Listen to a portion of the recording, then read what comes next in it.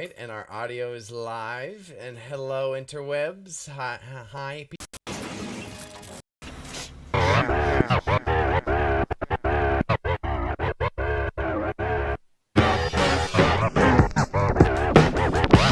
This is Same Shit, Different Day. Marching into Madness. I'm Bailey. This is Raza Malik. And we got Wine Mom here with us. This is our weekly podcast. We're live streaming to the Twitches. So if you catch us here, you can stick around and we chat with the crew afterwards. If not, YouTube. Ideally the day after, but that likely doesn't happen. So this is why you tune into the Twitch. This week, we want to chat about the timely event of DMX, the fucking hero of New York, the Rough Rider, the boss, the boss dog, right? In my perspective, I wanted to start it off on a very somber, deep note. Okay? So it's like, I think this poor gentleman, it's like a good tale of mental health and isolation in the pandemic. Because it's like this guy, just imagine, like, you just got out of jail. You're a recovering addict, content warning, because like, Jesus Christ, like, and you're stuck sitting there alone after you just got your freedom, like 2 times over in 2 different ways. You learned your freedom from addiction and then your freedom from like a physical cell. And then you're like, no, you can't see any of your family. You gotta stay at home. You can't do anything you love to do. Like, sorry, buddy. And oh, here's this new thing you really suck at. But you got to get good at Instagram, by the way. And then all of a sudden ignore all the hate that you're going to experience that you were probably never taught to cope with. And it's like, and he was like a serious addict. Like, it's like, how do you, that just unfortunately goes down a terrible route. And it's like, my empathy for the situation is like very deep. Like, regardless of the person's past, that would be super hard to go through. Yeah, very much. But where I wanted to go with that was like the whole chitty chat about, are people like, do you have to pass to be appreciated appropriately? Or at the same time, can you get canceled after you pass? I don't think you should get canceled after you. I don't. Nah. You know what? No, I'm gonna hold that statement. Yeah, it puts you in a really awkward place, right? Yeah. Because then you're forced to look at someone. I think because a lot of people don't really know the depth of DMX's history, especially if you didn't grow up sort of taking any of that content in. So now that he's passed away, this is just normal as a lot of unsavory comments come out and opinions start to happen.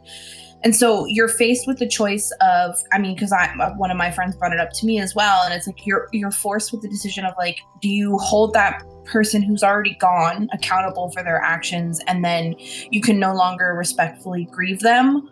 Or do you just forget it and move on? And it's hard because I'm not going to sit here and say that it depends on the gratitude of the situation because that's not really fair.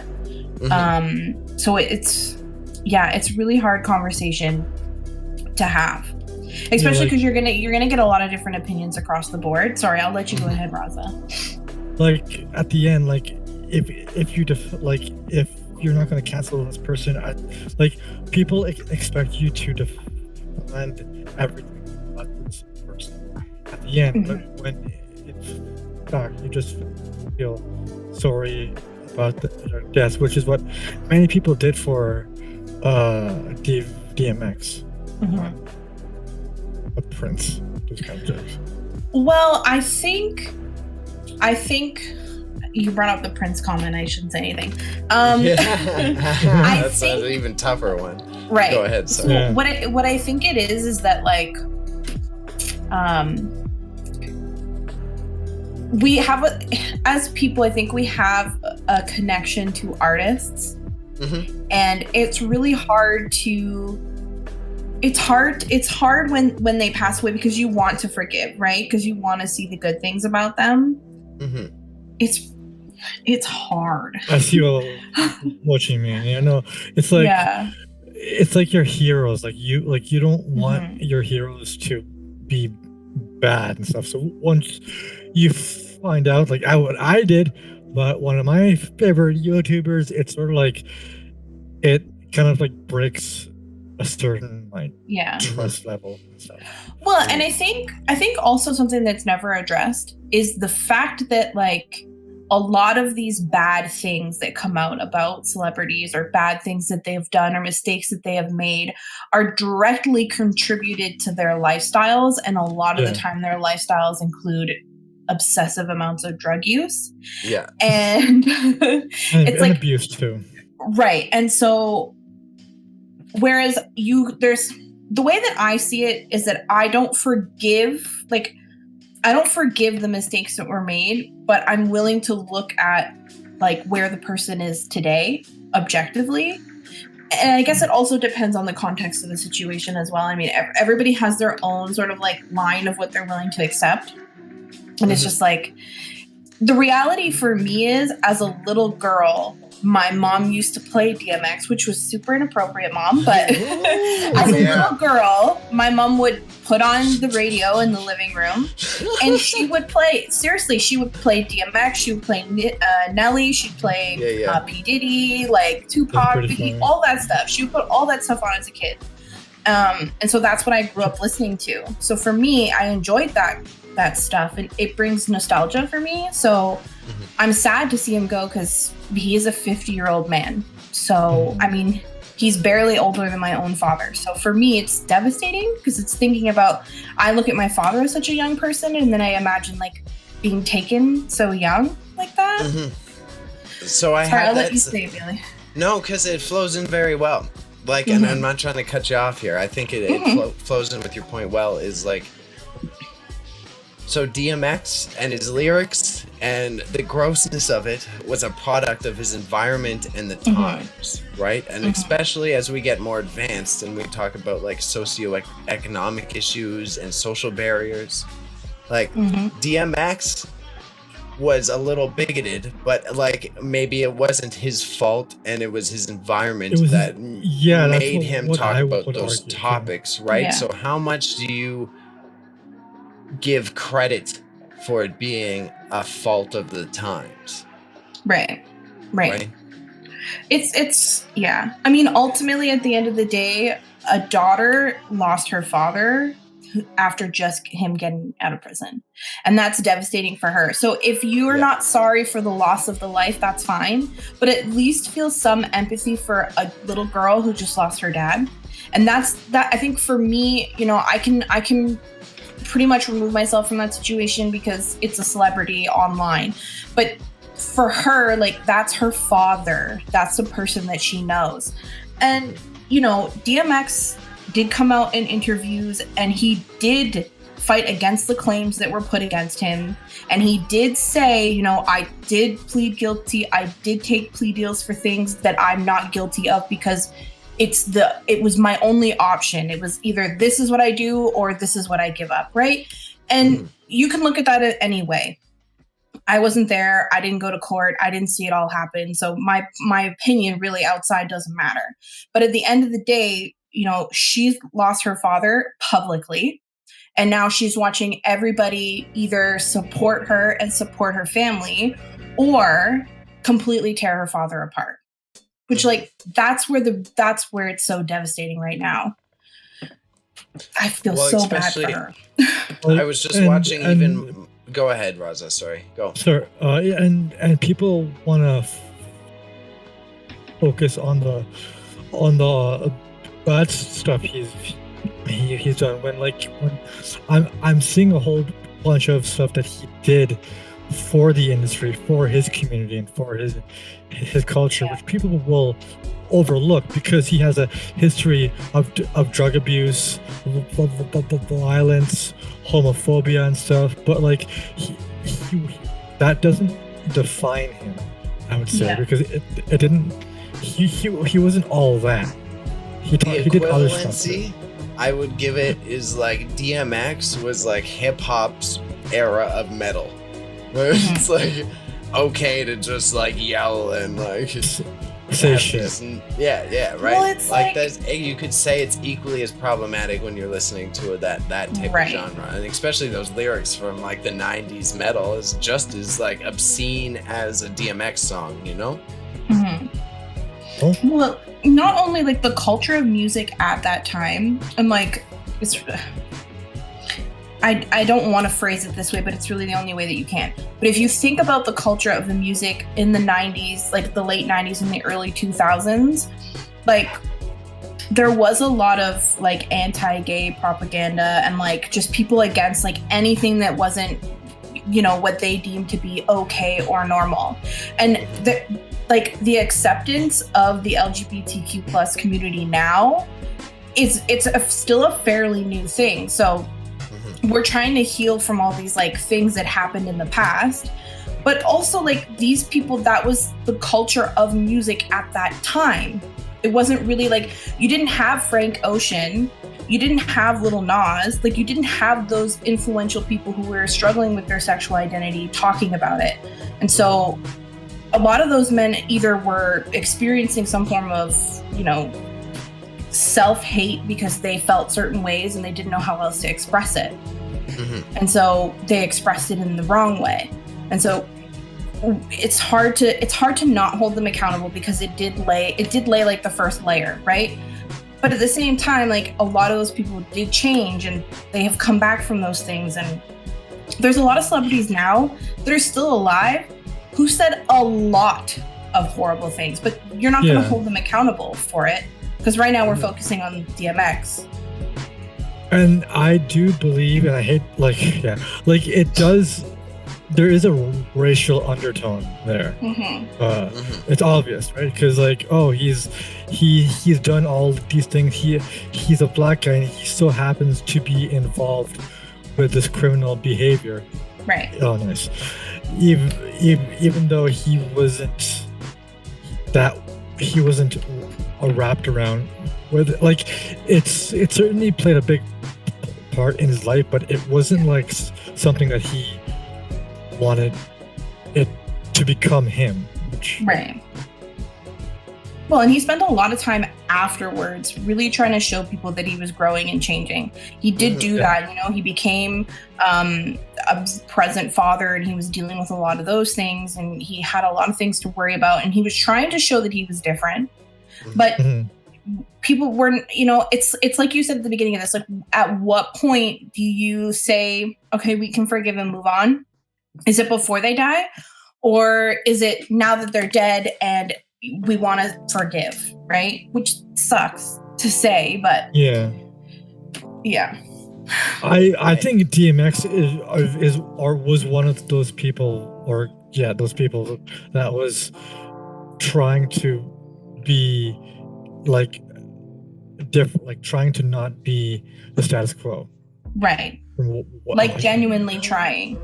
Yeah. And but didn't have the tools or the knowledge or the ability to do so because he did that's not how he was. Yeah. This is the thing too, we forget that these people are coming from these backgrounds of complexity and they don't have the same tools or the same knowledge that young people do. We have a different perspective. If it's one of us and one of our friends are struggling from drug issues and they're saying a lot of, you know, things that are out of their character or that are not necessarily kosher, the first thing we do is get them help. But when you look at someone like DMX, it wasn't happening, you know? Right. And it's how many celebrities do we lose because of this same sort of pattern? Well, that's tough. That's a large talk about the commoditization of drug use. Especially in hip hop, right? He's an example of just keep them going because that's how you make more money out of them, right? Right. I would argue that it's the music industry did that shit to him, unfortunately. So it's how do you stop that perpetual cycle? Because it's just another form of of monetary enslavement.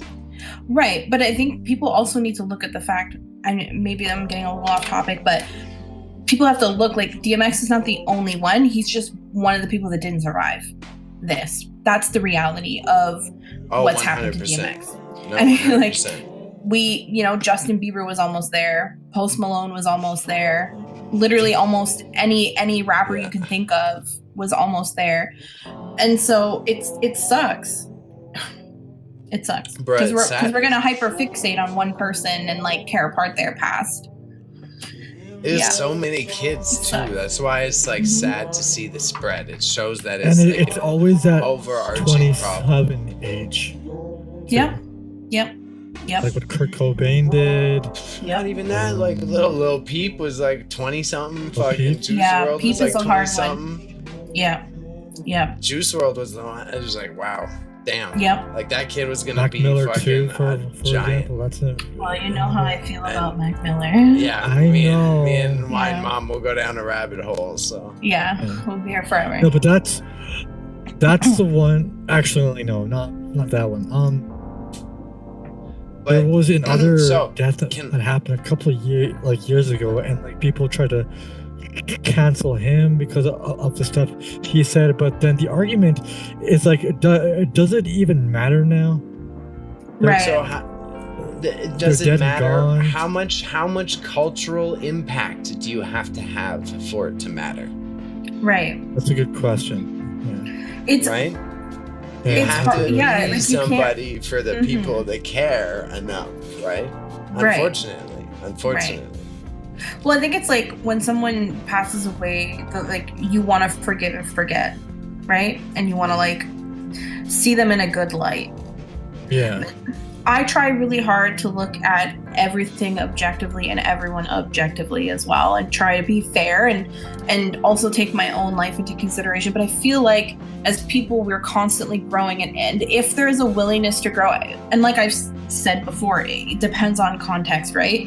And I've told you guys about my own family issues with my own father being an alcoholic. So for me, there's a lot of things that I've had to overcome and like find forgiveness for. And it's like ultimately like that's somebody who is important to me, and I have to find it in myself to find forgiveness because I don't know how long I'm going to have him here, right?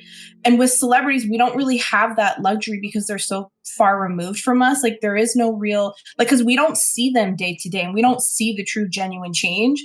We just see whatever people pull up from the past and like put on social media and say, well, he said all this stuff like 10 years ago. We should be mad about it and never forget it. You know? I know, but I'm torn because how would you get that personal perspective? Because even with social media, there's still a fucking filter, you know? Like, you don't. It's unavoidable. Yeah.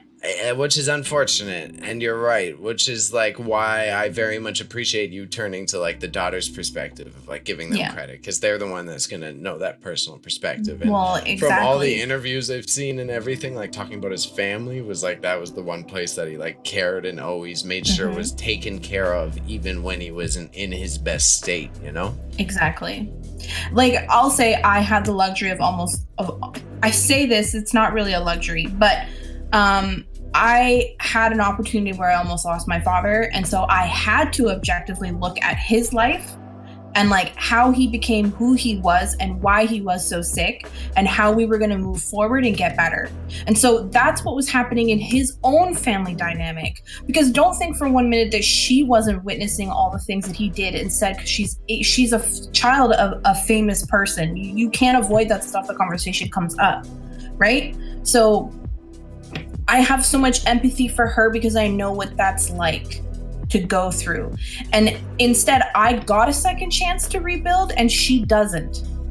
And that's why it's so media, it's just... I know. I relate to that personally as well. It's a heavy feeling. It's a weird, conflicting feeling because you have a lot of empathy in a situation like this. Right. It's tough because you want to see people as their potential. Yeah. Yeah. It's just like we were so willing to forgive not that I want to throw him under the bus, but we were so willing to forgive Justin Bieber's entire arc. And he has had a lot of controversies that people don't even know about. I'm not going to get into them because it's too much. But if you're a man of God, it don't matter. That's why. I'm sorry, it matters. Yeah. No, if you're white and you love God, there's no That's the problem. only thing. Yeah. Yeah. That's how. If you're a white like- male, Christian white male, and you found Jesus, society will bend their knee to your will. So I mean, you're right. Essentially, you're right. But the point is, like, the controversies that someone like Justin Bieber, who is able to redeem himself, mind you, on the back of Kanye West, I don't care what anybody says. They can have their own opinion. I don't care. Oh, way more than Kanye. Way more. You can't just say Kanye. It's like the fucking whole black hip hop industry. Correct. But there like was his a latest song, he had to get Daniel Caesar on there just to get it popping. Sorry. Yes. Sorry. But my point is, there is a specific arc in his storyline that Kanye had a lot of influence in, which helped Justin Bieber get his head on his shoulders. Specifically, Justin talks about it in an interview. That's why I'm bringing up Kanye West. While everybody watches Kanye West go through mental distress and nobody wants to help him, but we'll help Justin Bieber get on his correct path. I mean, because look at all the choices he made in the public. It's also because it's also his race thing too. But he became a Trump supporter, said slavery was a choice, became like this like weird. Sick. Yeah, He's it became this weird sort of pseudo prophet in a way in his eyes, and then people saw that and were like, we don't like this guy anymore. Like today, I'm finding out Sylvester Stallone is a Trump supporter, and now people are trying to cancel him and shit. So it's just like, it's what you say and it's what you do that also affects your what? Yeah. That's my personal one, right? Like Kanye was my fucking idol, and I had to work through that shit. Like it was super confusing. I was sad. I was like, what? Dude. Like, what is happening? My world sucks. Are you talking about with Kanye and? Yeah, as he started slipping, like I forgave like a little bit of shit at the start, and then he started going full mega, and I was like, I cannot. But you realize, like, he was used. Like, he literally was puppeted into that. Yo, like, he was literally puppeted into that. I know, dark. But the problem is like, so dark. Right, but the thing is, like, you can clearly see that there is no conscious decision making in any of the things that he is saying or doing anymore. Mm-hmm. And he's hiding out at the ranch. Anyways, that's a whole nother thing. We could have a whole we'll go on a Kanye rant another time. I feel ways about Kanye, but oh my goodness, then we're gonna have a discussion. We gotta we'll do maybe either a Kanye sode or we gotta do a Kanye script. Yeah. But nonetheless, all right. So we got bring it back to the man, right? So we established that it's like the relevancy is important. Mm-hmm. Like how do you ultimately, pull, Bailey, what's the Justin Bieber blueprint then? What's the how much culture? Being a 20-year-old white kid who got people like you said, Daniel Caesar, Kanye, all those in one of your songs. Who? Okay, sorry. Put Martin Luther King in one of your songs, and then there. I have a lot of opinions about Justin Bieber. Usually, I don't. Well, this is the thing: is like usually I'll still listen to songs that I like, even if I don't like the person. I don't do Justin Bieber at all. No, I don't listen to it. I turn it off. Like, no, thank you, I'm good. No, I have a lot of opinions about him, but that's for another day. That's me and David Bowie. What? Nothing. Are you going to say something about David Bowie right now?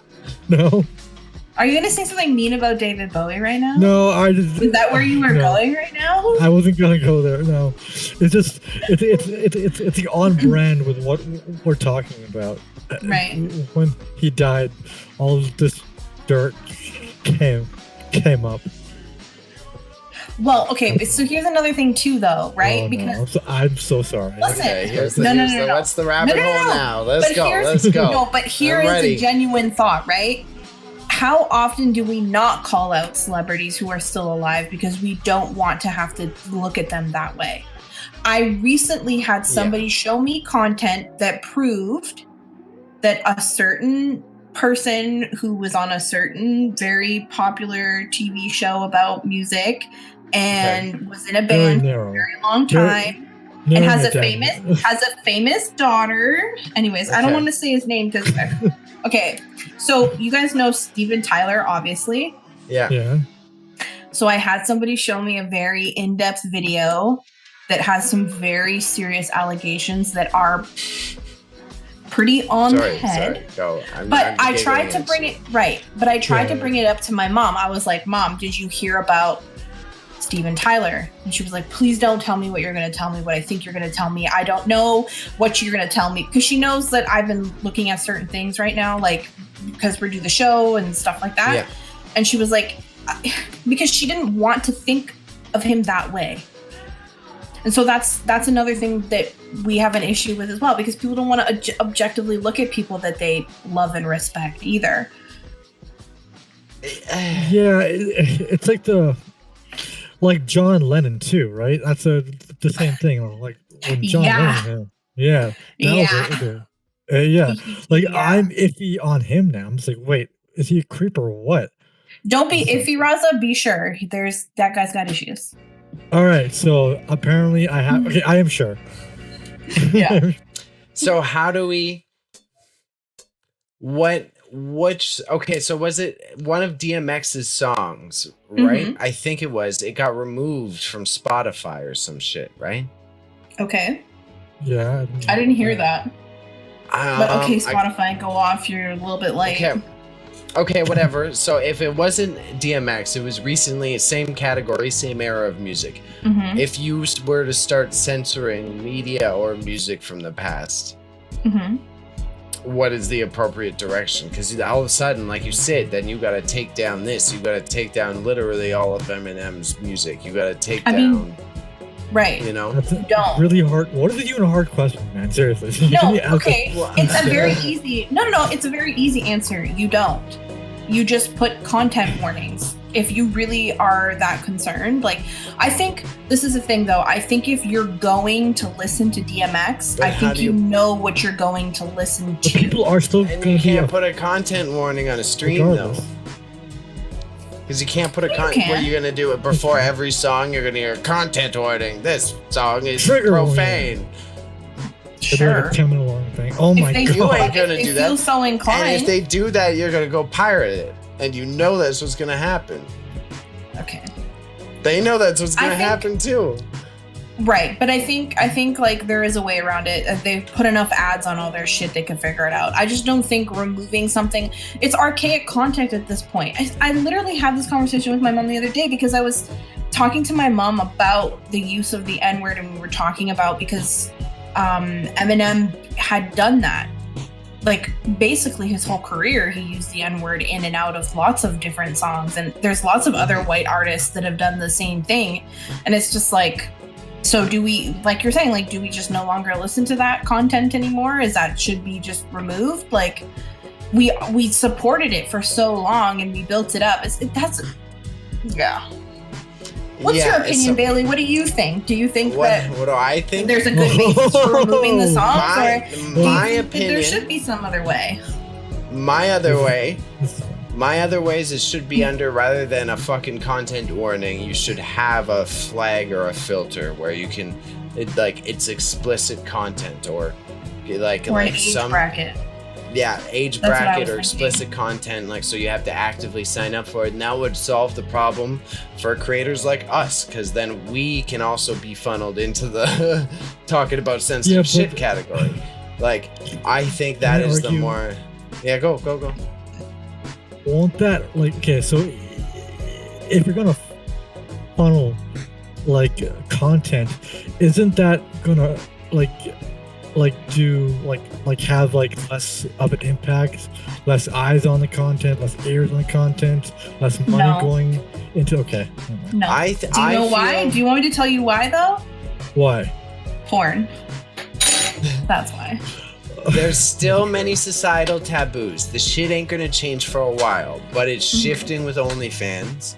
And like Wine Mom says, porn. Like I think it's gonna change to the point that it's like you can market brands. Like as a joke, this stream is titled Male Enhancement. But literally, why can't there be a Viagra ad on our stream? You think they can't sell that? Like there's products that are available that would gladly market on explicit content. It's just these companies are too focused on being like family friendly, right? No, you're only allowed to sell non-sexual items with sexual innuendos. That's the only way. Like when you when you watch a beer commercial, if there's not a sexual innuendo, then you can't use that commercial. But if you try and sell a vibrator, God forbid, you are in big trouble. Sex sells. Like that's as simple. Well, like how many times? But think about how many times you watch a food commercial and it's like all about a woman's like mouth and tongue, and you're like, wait, what am I buying? Am I buying toothpaste, like a tongue scraper? Oh no, I'm buying strawberry ice cream. Cool. It's so much more about the bite and the pose than it is the actual food, you know? Right. Yeah, no. The old school Mal or I forget what the cigarette brand is, but the Camel was the logo. Marlboro? Yeah.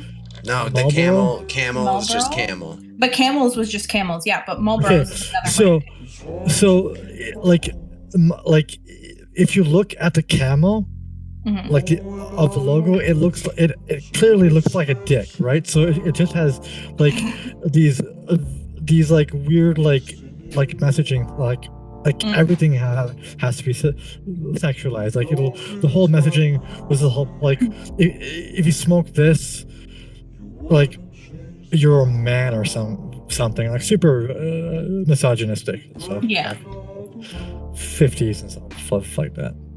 Right. But the sad part is that hasn't changed though, right? Like, it hasn't. No, but it's gotten less. It's gotten more subtle. It's gotten like less on the nose. Where back in the day, there's a camel.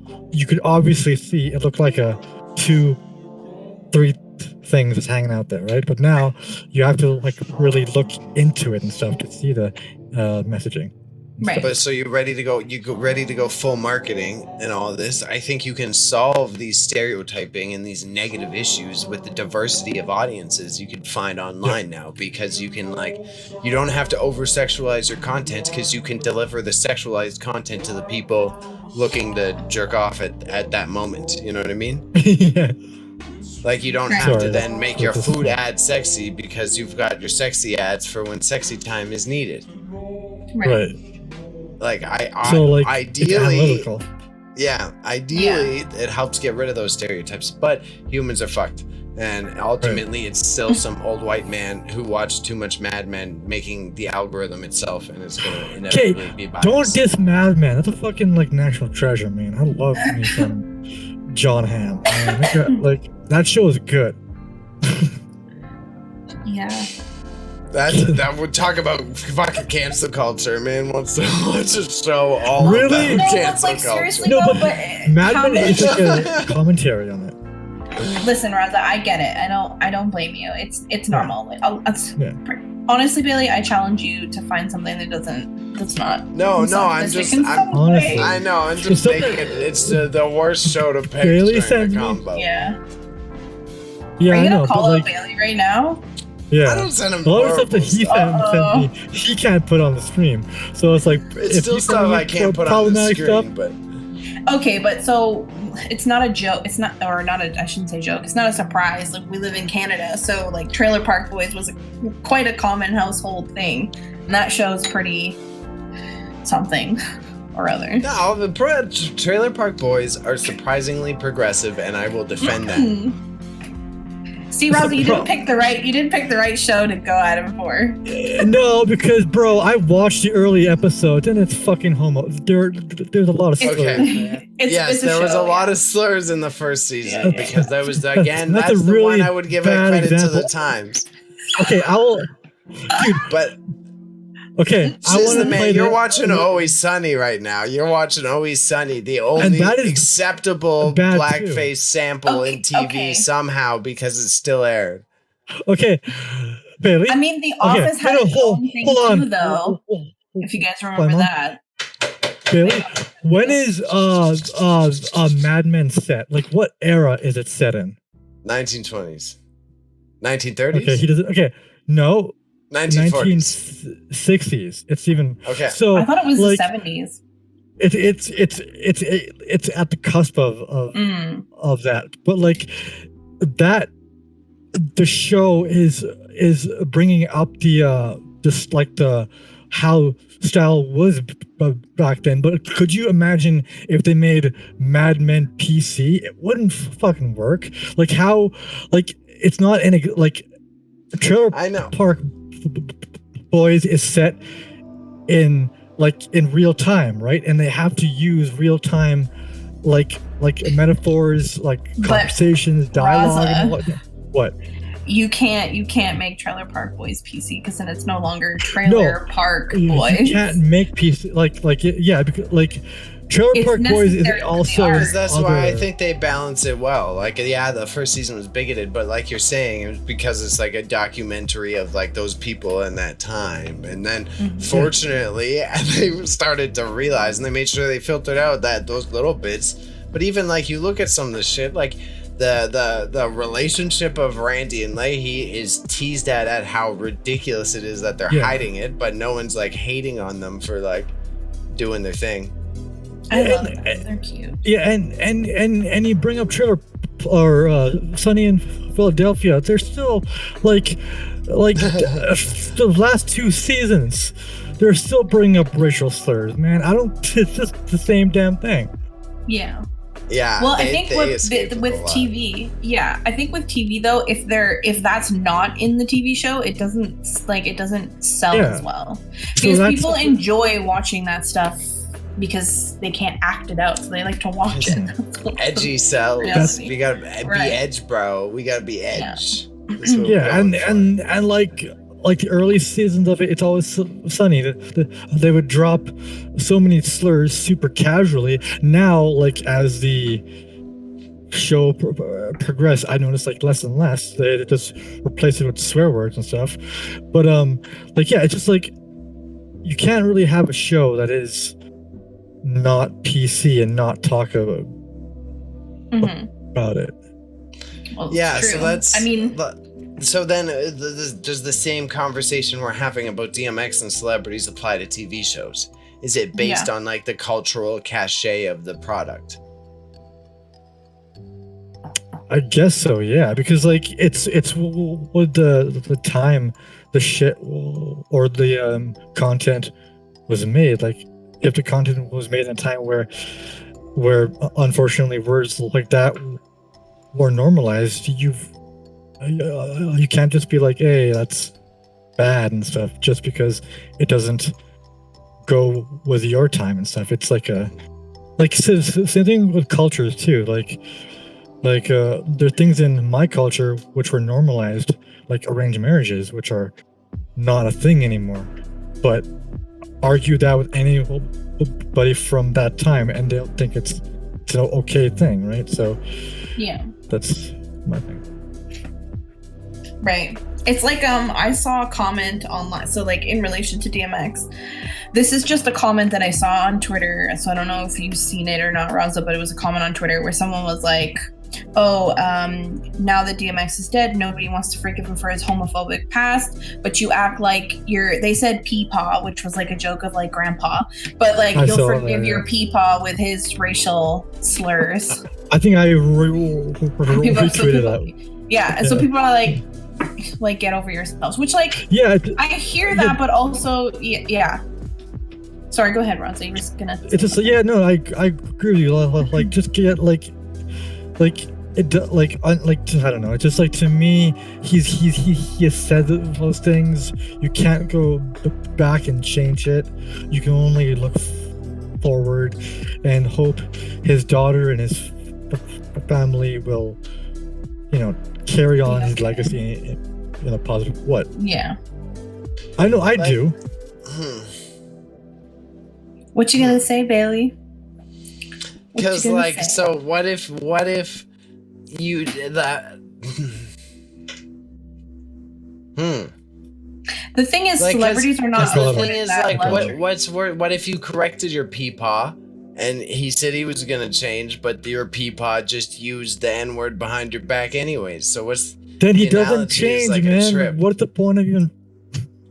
That's why I'm trying to wrap my head around it, because you could ask your peepaw, what if you even were the one who confronted your peepaw, and then your peepaw's like, yo, fuck you, I'm gonna be racist right behind your back anyways, grandson. I've literally had this conversation with family members, and as long as they don't do it in front of me, that's all that I can handle.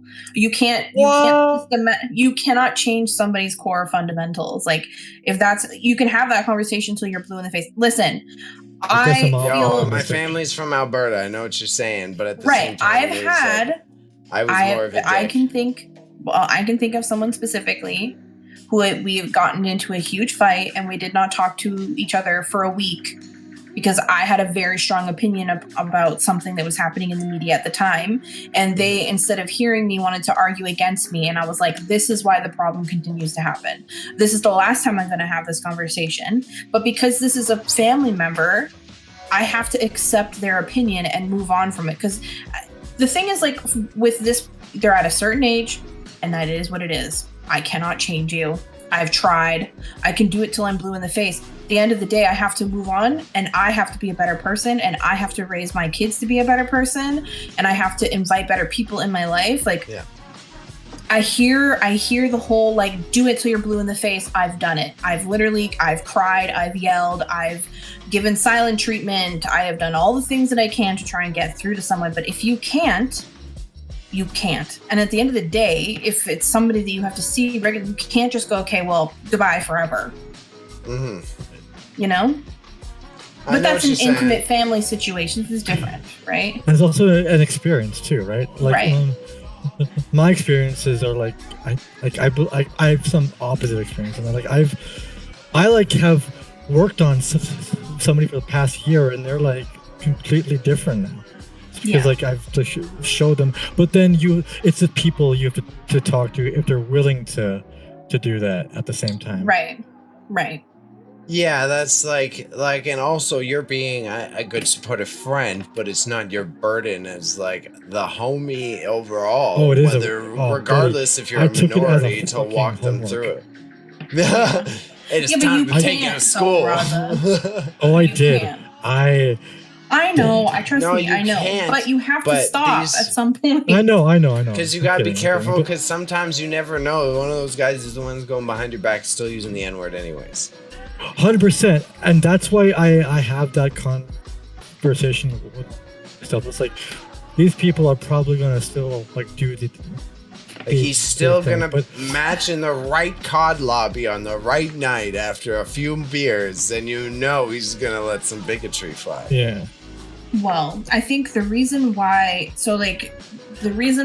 this stuff with DMX is never gonna be forgiven or forgotten or not brought up every time he's brought up now is because he's a celebrity, and because there's this underlying thing where people think like as a celebrity they're responsible for educating the population, and I think a lot of people forget that celebrities are just like us, and a lot of them are uneducated and they don't have the same luxuries of like being able to be raised in a well-researched or well-thought-up home. Like, I think I can agree with us in our group of people, we have these conversations on a regular basis.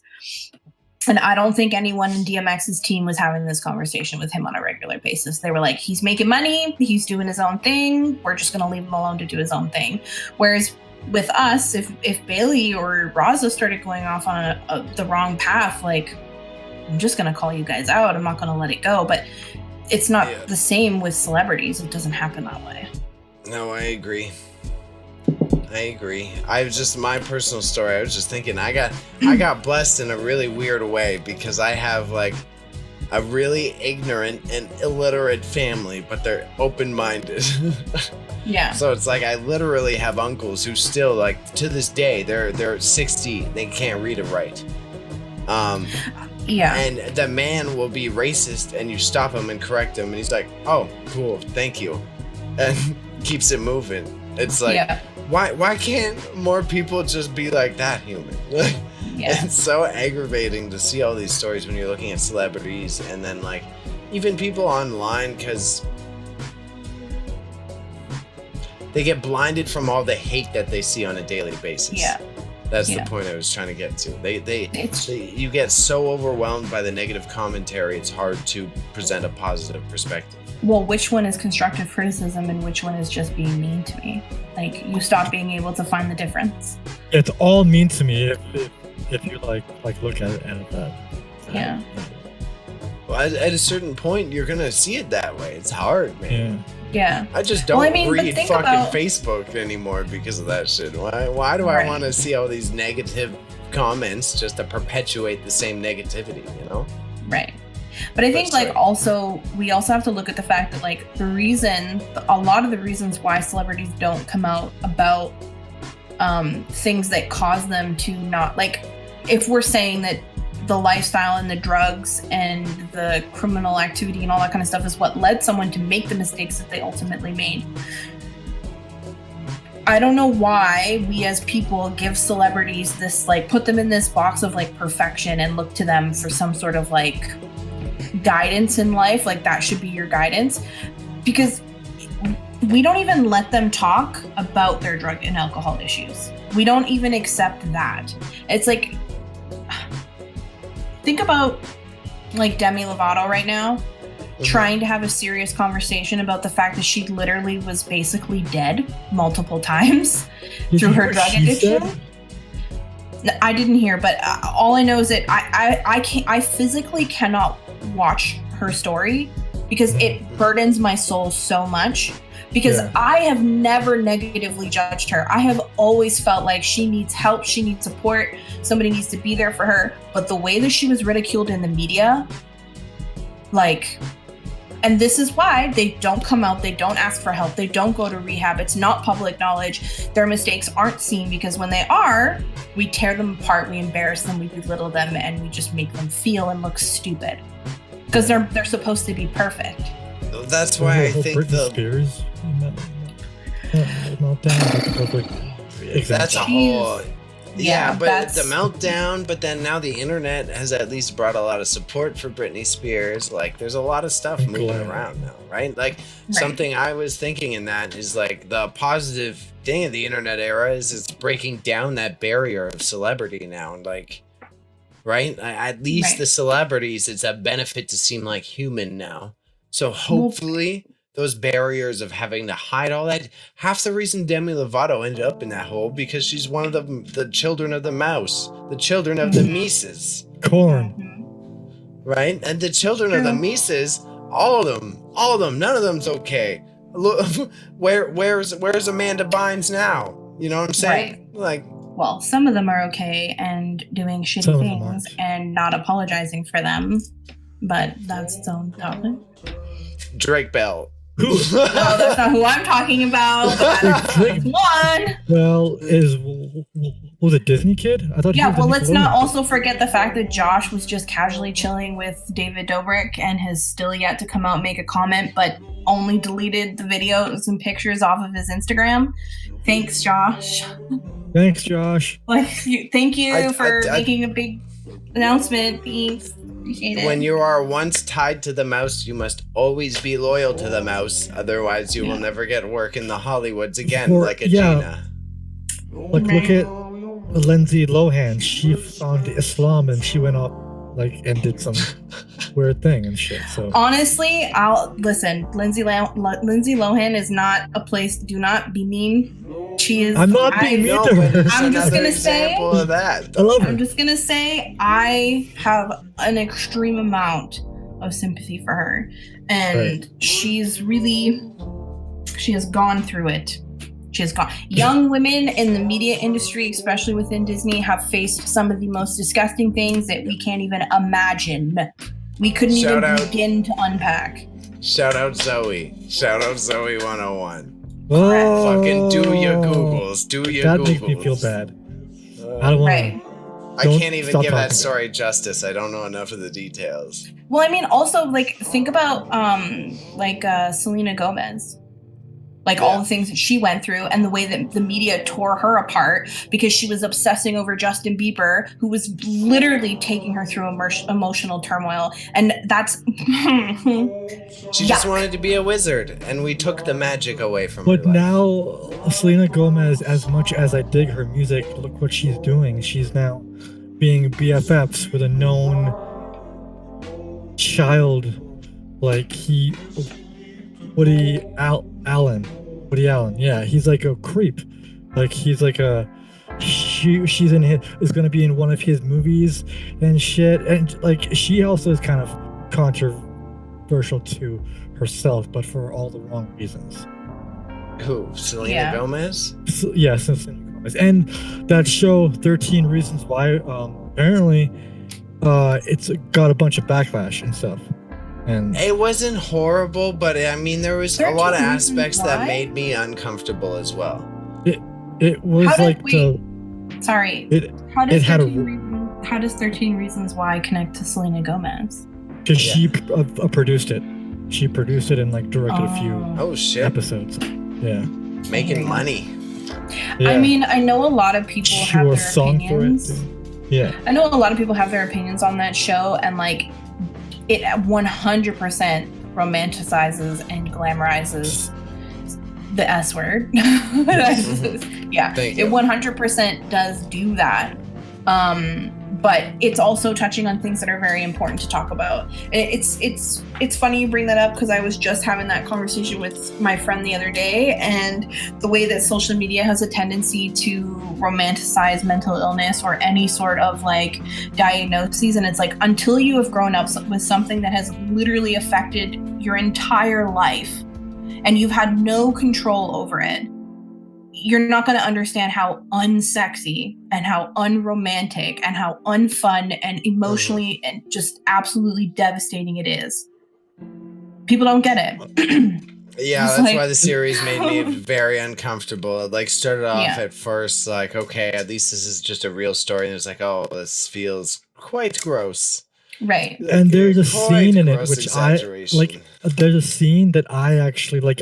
My level of obscenity is pretty high. Like I can watch enough stuff and be like, this is tacky, or this is not, I can see the bullshit. But there was a scene later on in the first season, like one of the later episodes, which, you know, talks about a certain topic that I won't bring up here, but it happens in that episode at a house party, and like I actually had to fast forward the entire like scene, like the whole entire section of that episode, because it just made me feel very uncomfortable watching it. Well, I think for me, when I watched that series, every single character I could put to a name that I had grown up with, went to high school with. I was like, yeah, I know every single one of these characters. You all have a name from somebody that I knew growing up. So that's gross. Yeah. That's where it was like the setup at first was like, okay, at least it's realistic. And then it was like, yeah, I couldn't, I think I could not watch it consecutively. You can't make a drama out of this. This is too much. I don't want to see how the jock is this and that. But there's a trend in social media, in media. I shouldn't say social media. There's a trend. Well, yeah, also social media, I should say, because TikTok does a very good job at glamorizing that stuff. But there is a trend within all forms of media of like romanticizing that content. Like, how many movies do you know of like two young star-crossed lovers falling in love in a mental institution where they meet each other because they tried to, you know, S-word? Like, come on. It's not fun or cute. Like, we lose people to that stuff all the time, and it's not cute. So to tie things together, it's just, again, the gross media making all of this so perverted and toxic. Yep. It's again like what you said, dude. Sex sells, right? At the end of the day. Yeah. That's it. Show some skin and stuff, and then you will get the money.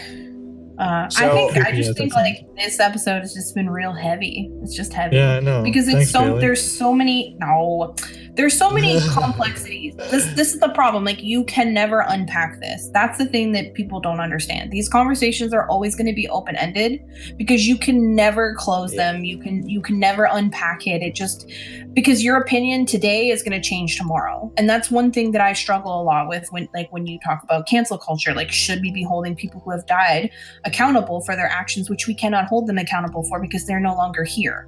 So that's something that I change my opinion on every day, from person to person, from scenario to scenario, on a regular basis. I mean, we did it literally before we started recording. You can't unpack it.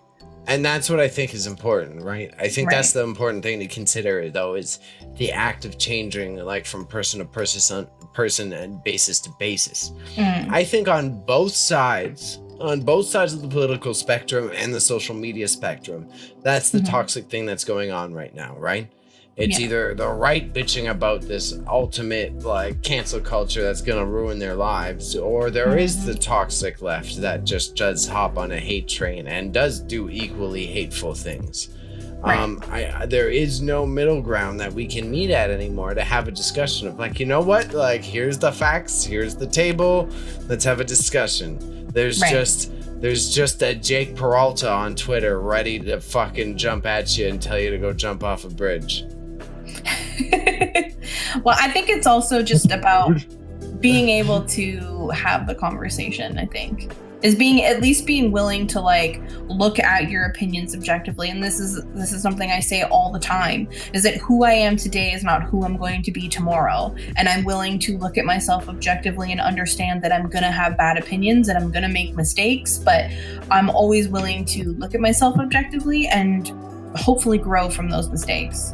Yeah, like you like, the whole point of growing is learning, and if you're not learning, you're not really growing, right? So we're all, as cliche as this sounds, we're all still writing our novels and stuff, and our I believe our fates are unwritten. We are writing them as we go and stuff, and we have the power to change. So we have the power to change our own destiny, to change who we become in the end. That's optimistic, Raza, but I have been told that is a very lame-ass view, and I support it. I think that's the same thing my family tries to spit at me, and I support it. But the world doesn't work that way. Like, I wish. Yeah, that's what a lame ass answer. Yeah, I know. No, it's not a lame ass answer, because it's definitely a good philosophy of life that that you're going to continue to grow. Because essentially that's what I'm saying. But it's just a matter of, like, people actually holding themselves accountable or holding themselves to those phrases and words. So I have a fun. Sorry, Raza, if you got a point, I have a sidetrack. So to deliver the point. At the end of the day, it's just like, it's us, right? It's who, like, we shouldn't be focused on what other people think. We should be good for our sakes, right? If Jimmy down the street says, "Oh, I'm gonna say the N-word, or I'm gonna say all these bad things," be a bigot, that's him. He's gonna have to deal with the consequences. His heart is gonna be heavy and black and whatnot, where you on the other side will not be that, right? You will be seeing that, but then you'll be like, okay, I can only do so much for someone like that, right? But to me, I'm gonna be a good person. I'm gonna treat people with respect, and at the end of the day, I will be judged on the things I do, not what the things that Jimmy did down. Absolutely. So I am good at this. Well, I'm good. You know, It's almost like your family is religious and you had to contemplate your morality as a result throughout your childhood. Yeah. Yeah. But that's the thing. My family isn't that religious. We just look at ourselves as people being good to one another. That's who we are. That's what we should do. It's the simplest thing, easiest thing to do. But we strive for this hate. We strive to be negative. But we don't want to be good too. We don't want to be good. It's too easy. It's too easy, and it doesn't. It's not attention grabbing. It's very boring being good. I find. That's the Maybe thing. for Yeah. you. But what were you gonna say, Bailey? In general, Yes, it's boring to yes. be good. But to me, I love it. I'm always trying to be Mother Teresa. Yeah, sure. No, I'm not. I'm trying to be more or less like I do get it. It's something that Steven comes. Rogers. Yeah. I have a family who is both not always behave, but are also devout to some form of God.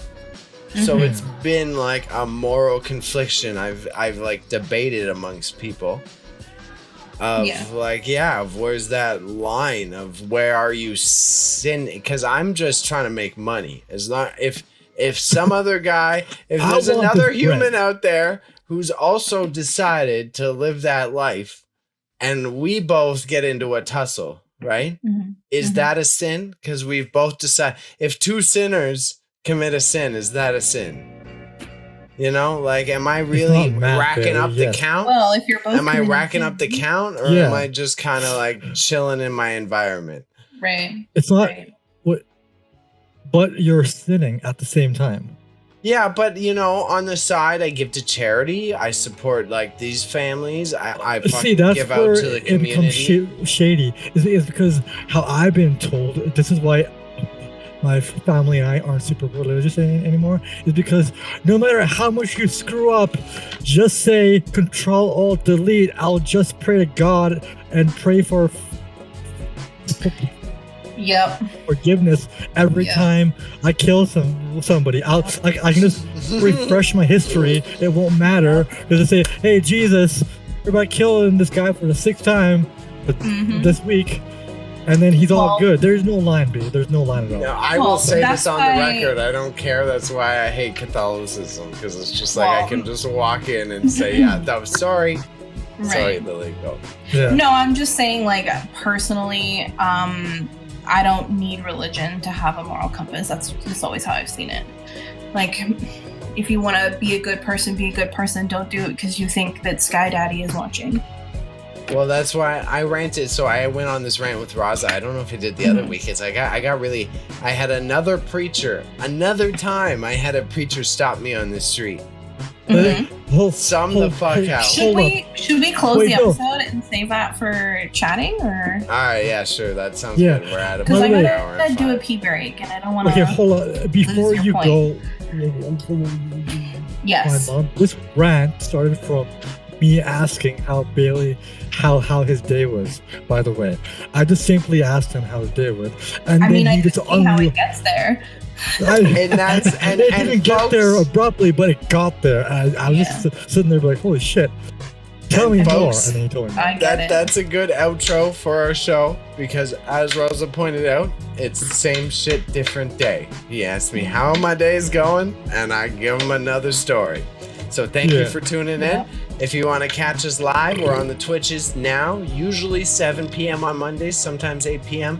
We're going to get better at posting to our Instagram story. You can follow us there at marching_into_madness. There is a Raza here holding up a giant can of beer.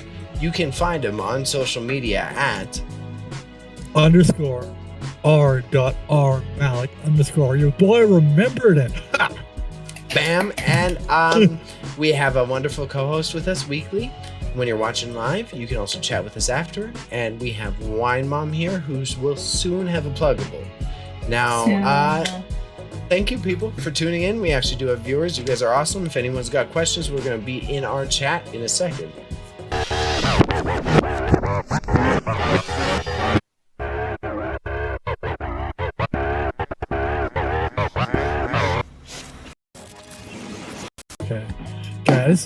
I would like on our Guys. next podcast, I would like to talk about two things: ghosts and cults. Mainly because okay. mainly because